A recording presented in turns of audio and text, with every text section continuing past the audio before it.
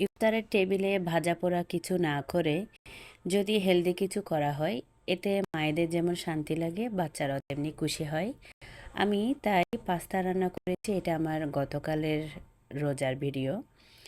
আমি প্রথমে পানি ফুটিয়ে এর মধ্যে সামান্য একটু সয়াবিন তেল দিয়ে পাস্তাটাকে বয়েল করে নিব। পাস্তা বয়েল হয়ে গেলে তারপর পানি ছেঁকে নিব। এবার একটা গ্রিল প্যানে প্রথমে 2 চামচ বাটার দিয়ে 1 চামচ রসুন বাটা দিয়ে একটু রসুনটাকে ভালোভাবে ভেজে নিব।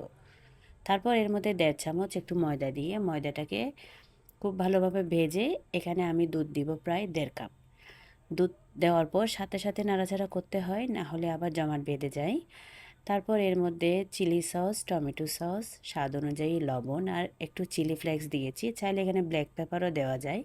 সব কিছু ভালো করে নাড়াচাড়া করে এর মধ্যে আমি পাস্তাগুলো দিলাম। আর আমি এখানে কিছু চিকেন দিলাম। এটা আমার চিকেন শর্মা করার পর বেঁচে গিয়েছিল, সেই চিকেনগুলো আমি এখানে অ্যাড করলাম।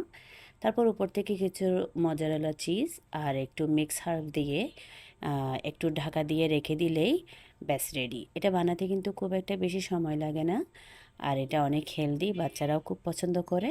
ইফতারের আইটেমে এটা রাখলে আমি মনে করি বাচ্চারা খুব খুশি হয়।